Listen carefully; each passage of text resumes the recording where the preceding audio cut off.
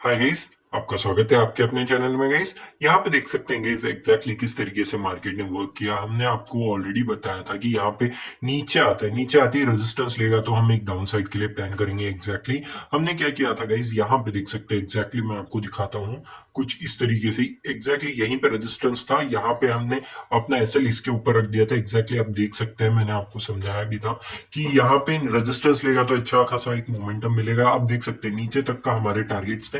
यहाँ पे देख सकते हैं नीचे तो आया, कितना दिया गया इसमें आपको दिखा देता हूँ। यहाँ तक का 1:3.5 तक का मिला था फर्स्टली। सेकेंडली यहाँ तक का देख सकते हैं 1:5 तक का ऑलमोस्ट ऑलमोस्ट मिल चुका था, यहाँ पे देख सकते हैं। ठीक है किस उसके बाद क्या किया मार्केट ने, एक रिवर्स दिखाया। रिवर्स दिखाने के बाद क्या हमको एग्जिट कर लेना नहीं गई, क्योंकि यहाँ से एक ट्रेंड लाइन भी आ रही थी एग्जैक्टली यहीं पे। ये देख सकते हैं, मैं आपको दिखा रहा हूँ एग्जैक्टली यहाँ पे 122 पॉइंट का एसएल था गाइस। एग्जैक्टली यहाँ पे हम घुसे और एक बड़ा मोमेंटम यहां से यहां तक का हमने कैप्चर कर लिया गाइस। ठीक है, इस ट्रेड को मैंने एकदम एग्जिट कर लिया। क्यों एग्जिट कर लिया, मैं उसके बिहाइंड द लॉजिक बताता हूँ गाइस।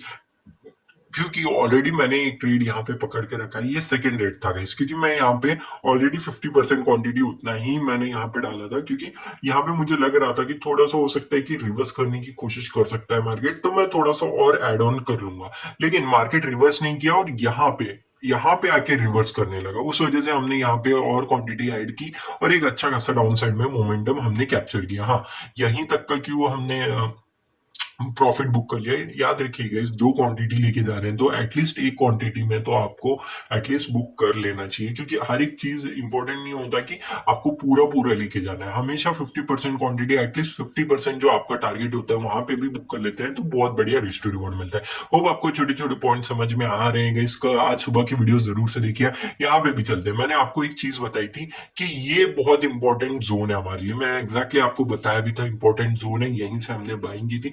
अच्छा खासा मोमेंटम हमने एक्चुअली कैप्चर भी किया था, मैंने आपको समझाया था। ठीक है, एग्जैक्टली मार्केट ने क्या किया, फिर से आया मार्केट और यहीं पे फिर से हमारी बाइंग बनी थी गई।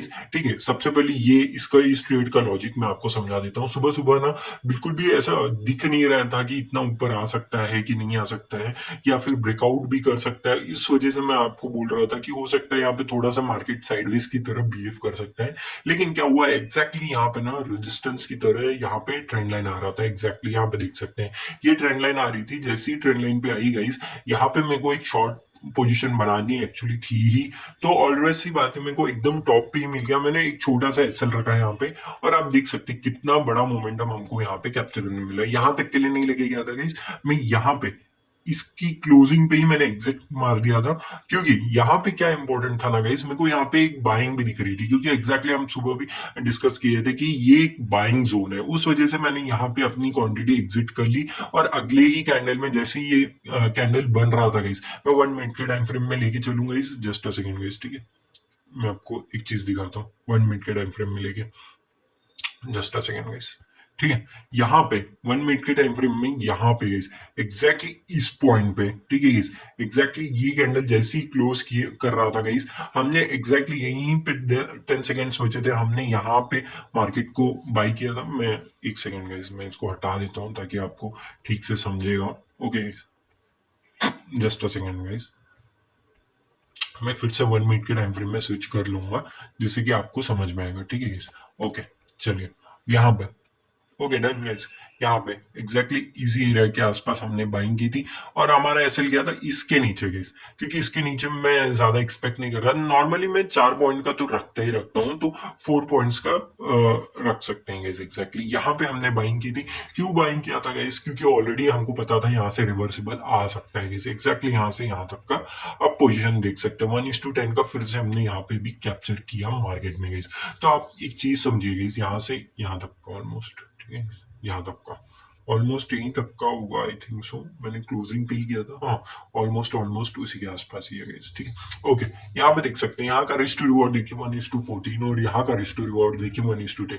क्या ये कम है गाइस, बिल्कुल नहीं। लेकिन आपको पता रहना चाहिए कि क्वांटिटी कहाँ पे जानी है। यहाँ पे मैंने फुल फ्लेज क्वांटिटी यहाँ पे ऐड ऑन किया था, लेकिन वही चीज यहाँ पे अगर मैं एक लॉट बाई करता हूँ तो यहाँ पे मैंने सिर्फ 0.5 लॉट ही बाई किया था। क्यों बाई किया था गाइस? क्योंकि बिहाइंड द लॉजिक मैंने ऑलरेडी आपको बता दिया है, ठीक है गाइस। और यहाँ पे 0.5 का लॉजिक क्या था मैं वो भी समझा देता हूँ। क्योंकि यहाँ पे हमारा बहुत ज्यादा इंटरेस्टेड था मैं, क्योंकि यहाँ पे डाउन साइड आ सकता है, यहाँ पे दिख रहा था, श्योरिटी थी मेरे को थोड़ी सी, उस वजह से हमने एक लॉट बाई किया था यहाँ पे। लेकिन यहाँ पे 0.5 क्यों बाई किया? हाँ, श्योरिटी तो यहाँ पे भी थी, लेकिन इंपॉर्टेंट क्या था ना गाइस, यहाँ पे जो सेलिंग कैंडल्स बन रहे थे ना वो बहुत ज्यादा स्ट्रॉन्ग थे, तो उस वजह से यहाँ पे एक छोटा सा मैं ना एसएल लेने की कोशिश कर रहा था। इन द सेंस मैं छोटा सा एक, जो कहते हैं ना कि हमेशा सही नहीं होना पड़ता, लेकिन कभी कभार एक आधी बार ना इस तरीके से रिवर्सल आ जाते हैं कभी कभार, ठीक है गाइस। तो इन रिवर्सल के लिए बस 4 पॉइंट का एसएल जाना था गाइस। यहाँ पे कितना बड़ा हमने मोमेंटम पकड़ा है गाइस, समझिए। लगभग लगभग कितने पॉइंट्स का पकड़ा है? 61 पॉइंट्स का। और क्या 4-5 पॉइंट का भी मैं अपना एसएल नहीं दे सकता इतना बड़ा मूव कैप्चर करने के लिए, जबकि ये मेरे को 43 पॉइंट्स का दे रहा है? तो बिल्कुल कैप्चर करना ही चाहिए गाइस। ऐसे छोटे छोटे मोमेंटम जो होते हैं ना बहुत पावरफुल होते हैं और बहुत अच्छे होते हैं। मैं एटलीस्ट यहाँ तक का तो एक्सपेक्ट कर रहा हूँ। फिलहाल मैंने ये चीज क्लोज नहीं किया ये ट्रेड, ठीक है। 1:13 का मैं जहां तक के ली गया वो चीज दिखा रहा था, ठीक है। होप आपको ये छोटे छोटे पॉइंट समझे होंगे। अगर आप एक अच्छे ट्रेडर हैं तो सारी चीजें समझ में आएंगी किस तरीके से हमने प्लान ऑफ एक्शन को वर्क किया। चलिए गाइस, कोई ना जाने दीजिए, हमने क्या प्लान किया था, यहाँ पे आएगा तो हम बाइंग करेंगे, ठीक है, सही है। यहाँ पे क्या ऐसा कोई भी कैंडल दिखा? नहीं दिखा। एग्जैक्टली यहाँ पे नहीं दिखा क्या आपको? यहाँ पे कंटिन्यूअसली सपोर्ट ले रहा है 1 मिनट के टाइम फ्रेम में, क्योंकि इतने बड़े कैंडल बन रहे हैं तो आपको 1 मिनट स्विच करना ही पड़ेगा गाइस। समझिए गाइस, हमेशा ऐसा नहीं होगा कि हमेशा आपको 5 मिनट में ही रिवर्सिबल दिखे या फिर सपोर्ट लेते हुए दिखे।